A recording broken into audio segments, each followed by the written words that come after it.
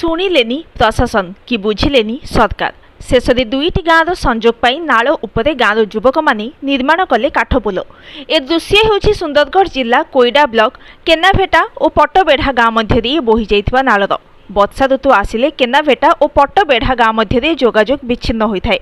फल दुईटी गाँवर लोक स्थानीय खनि को कार्य करने किंबा बाहर को जीवाई नाही नथिबा असुविधार सम्मुखीन होइथांती।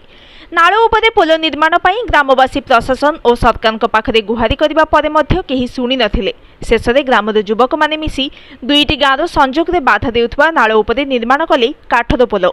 ग्रामवासी और पोल निर्माण करिथिबा युवक माने आउ काहाको गुहारी करिबोनी कही कोनोसी प्रतिक्रिया रखिनांती।